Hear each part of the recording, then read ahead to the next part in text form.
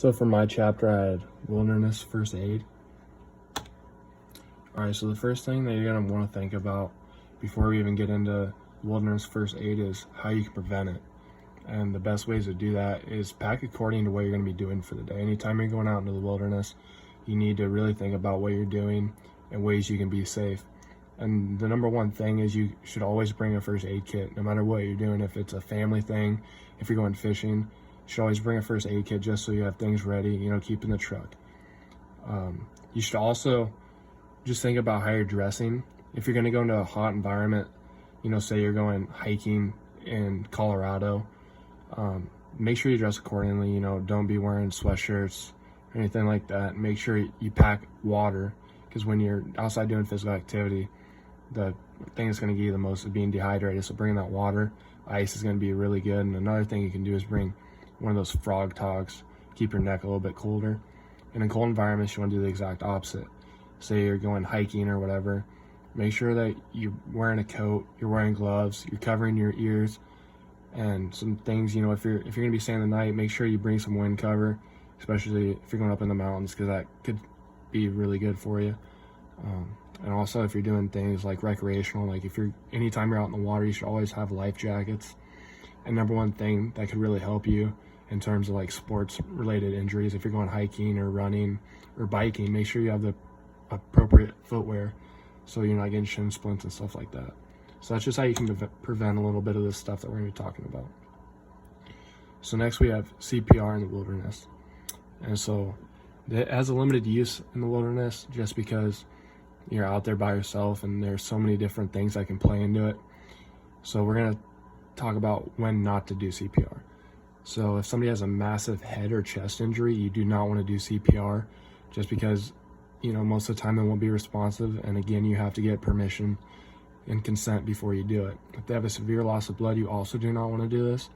Or if the person is freezing, so like say they've been in cold water and their core temp is below 60 degrees, you don't want to do that because what happens is their chest walls get stiff, and when you do compressions, you could actually do more harm than if you were to save them.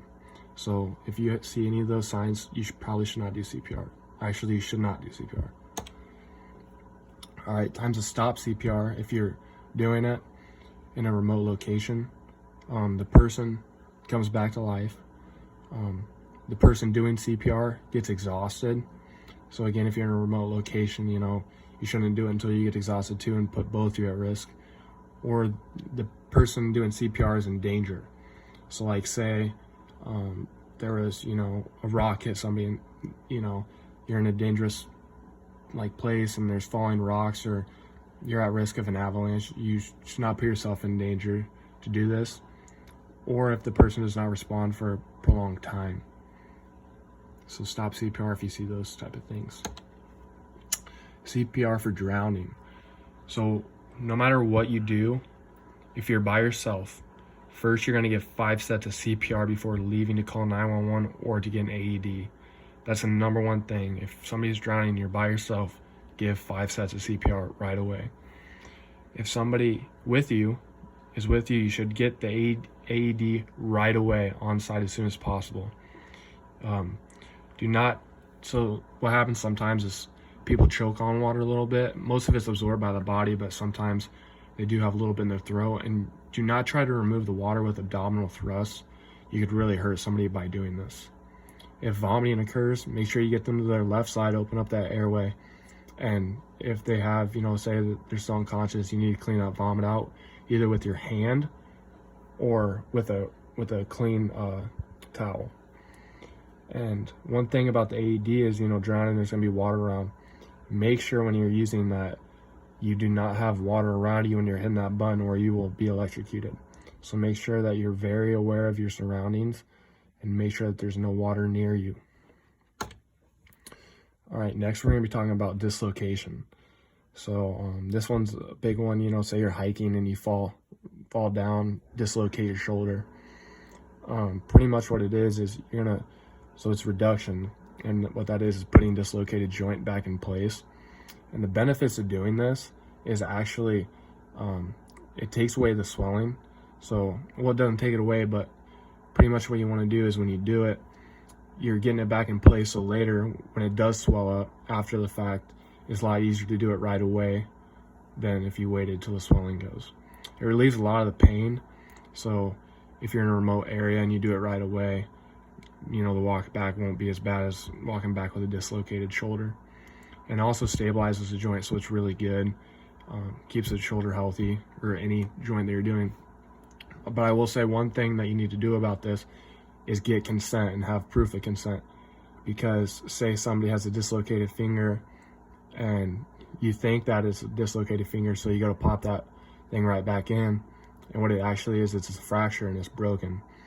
You know, if you didn't ask for consent or something like that, they could come back and sue you. So make sure that you know what you're doing, you know that it is dislocated for sure, and stuff like that. And one way to see if it's dislocated for sure, especially if it's a shoulder, most people will kind of slouch, so the dislocated shoulder will not be even with the other limb. It'll be slouched a little bit more, so that's one thing.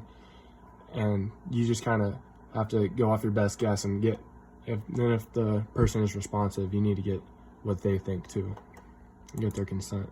And so here's a quick video on how to pop a shoulder back in place, just because I feel like it's one of the most common things.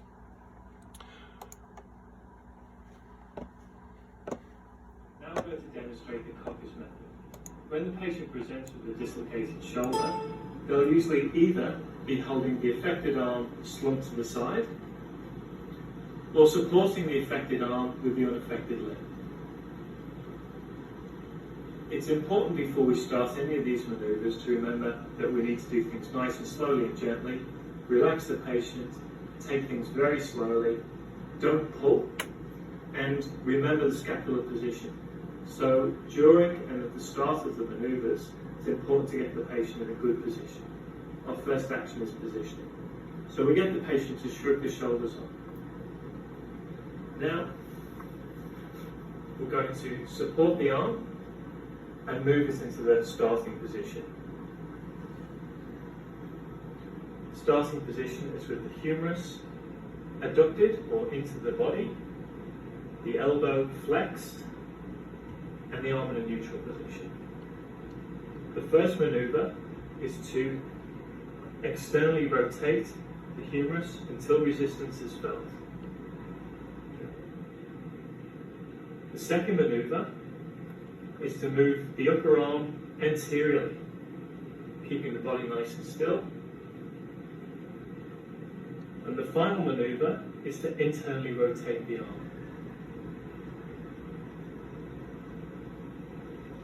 And that completes Coppes method. All right.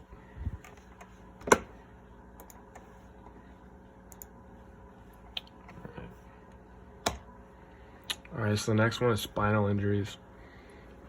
This one's another big one, just for when you're out hiking or something like that in the wilderness. One thing you need to do if you notice somebody, say they fall and they can't move, do not move that person. It is a huge liability if you move that person, because when you move somebody with a spinal injury, it could result in them becoming paraplegic or even dying. So you do not want to move that person. Wait until medical help gets on the scene. Another thing you can do, if it's cold out, you can cover that person up with your jacket, because they're not going to be moving, so you got to keep that person warm and keep them safe.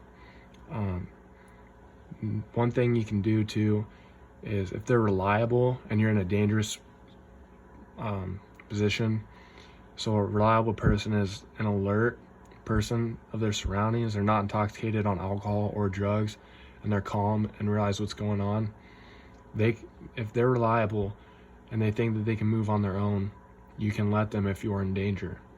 But if they're unreliable, so if they're unconscious, intoxicated, or in severe pain where they can't make a clear judgment call, do not let them move, and you do not move them either. All right, altitude illness. This one's very common for people that go hiking in the mountains, or some people even get it on a plane. I know I've gotten it on a plane. The biggest thing is you're gonna get a headache right away, and so some ways to cope with that is get some ibuprofen in you, loss of appetite, and even nausea. And what to do if you get these type of things when you're out in the wilderness Number one is stop ascending or return to a lower altitude, because if you keep going up, it's going to get worse and worse. And you should also be drinking fluids, plenty of fluids, and rest. And again, take ibuprofen or aspirin to cope with that headache. All right, animal attacks. So these aren't as common, but you should know what to do if one of them happens when you're out in the wilderness. What to look for is puncture wounds, lacerations, or bite marks. If you hear scream for help and they're unconscious, you need to be looking for those. How to react to an animal attack: you need to dress the wounds with clean bandages right away. So that's why it's good to bring that first aid kit with you. If it's severe bleeding, you need to apply pressure directly to the wound. And if you can evacuate the person and get them medical help, you can. But again, if you're in you don't want to move that person without them being conscious, because if you end up killing them, that's a huge liability. And so that's it for this. Just make sure that consent is a big deal, and also before you even go out, make sure that you have the proper equipment to keep yourself safe. And everybody else keep themselves safe too during this time, and we'll see you guys soon.